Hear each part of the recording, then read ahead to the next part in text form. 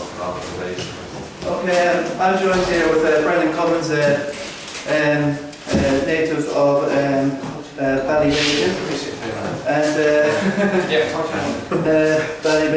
and with JJ Delaney and Johnstown and Barry St. Bridget's up in Dublin. And basically, I just want to ask you, how did you get on today with the underage, the minors, the under 16s, and were you impressed with the standard? Yeah, the standard was very good. You know, it showed a lot of ability and the enthusiasm and fairness to attitude was brilliant as well. You know, they sort of listened to our pointers and improving as we went along. So, you know, it's a very good standard out there today. So all in all, it's a very, very worthwhile event. This is the first occasion of the AIB Skills Day here in Ballyhaunis. And so can you see that this will encourage and inspire the youth from an early age to help develop their core skills and the codes? Yeah, it will. So we're only here for a day, but the main thing is to listen to their coaches are giving up their own free time on a Saturday and Sunday morning, like you know, instead. Yeah. The few words that we give them today, we won't do as much as what their coaches want to do every weekend, like, you know, so it's up to the young players now to take on board what the coaches are telling them as well, so it's going to be a great future for them, so they'll look at. Oh, that's brilliant. And what advice specifically now, Brendan, will come to you, what advice would you give now, would you give to the young kids today now?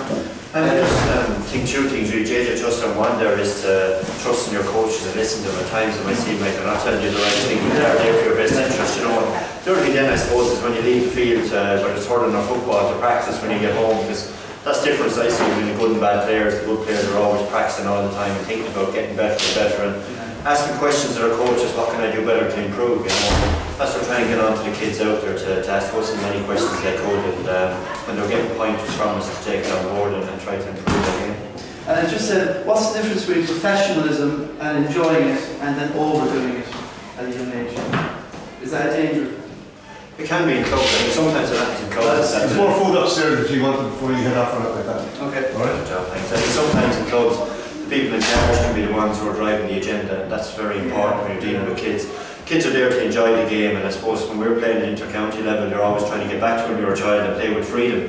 And I think that's what you try to do. And sometimes I think coaches on the line and parents get a bit carried away. They all want to be the Brian Cody's or Declan Ryan's or Pat Gilroy's, don't they? And they try to impose pressure on the kids. So it's important that it's all around enjoyment at a young age. Not take the fun out of it. Absolutely, yeah. Alright, now I just want to tackle you again. Welcome on the Christie ring, surpassing his record, 65 appear. How does that feel? It's an accolade and an honour though. Yeah, it's nice alright, there's no doubt about it, but I suppose when you're still trying to play and still trying to win things, you're looking ahead rather than backwards, so maybe we're not finished, but the way the modern game is gone, I suppose, is somebody else break the record sooner rather than later. Christie Ring's record was the time when obviously playing only a couple of games a year. If he's been the championship, it's gone, but it's nice already. Yeah, you've been going around since 1993, it's a long while now. Don't remind me of those things. And a Jew player as well, so the football. Are you still, you're proud, just as proud as the football, you know? Yeah, absolutely. Absolutely, yeah. Football's been going great, you know. I gave it up in 2007. I'll get it right, Ardfillan. Ardfillan is right, but Ballybacon would be important pronunciation. Ballybacon, yes, sorry. Ballybacon, great, yes. Right, and just Barry, congratulations on your All-Ireland victory there, an awful close encounter. Did you get your own back on Gooch today and anything? Did you get it? Well, so he's been tormenting us for years really, you know, so it's nice to finally get one over Kerry there in September. I mean, we suffered a lot of heartbreak to them in quarter-finals, semi-final stage over the last 10 years in Mayo as well, so it was great that everything came together. I think the previous years, all those losses, you know, I think really stood to us. You know, got a couple of breaks on the day that you need, and you know, thankfully got over the line.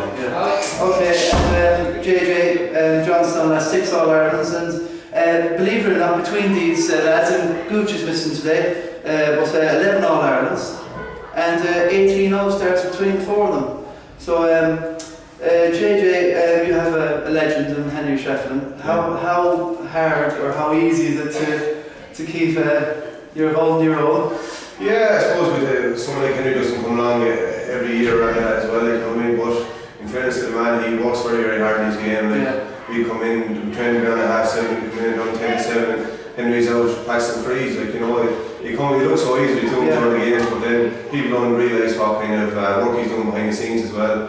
And he's after having a shoulder operation before Christmas as well, and he's grew up on his own fitness. Even if his shoulders in his thing, he's still up on his own fitness. There's always something that he's done kind of reflect his game. So that kind of makes him kind of the person who he is and the kind of player what he is still, you know. Yeah, well, a truly inspirational figure. And just with the All-Ireland, who's your tip for the football? Definitely Kerry, yeah. They're still the standard bearers.